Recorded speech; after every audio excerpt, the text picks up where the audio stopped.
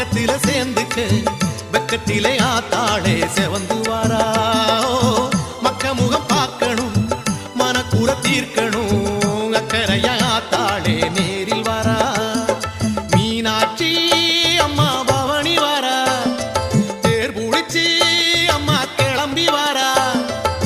சொக்கலிங்கநாதரு பக்கத்தில சேர்ந்துக்க வெக்கத்திலே ஆத்தாளே செவந்து வாரா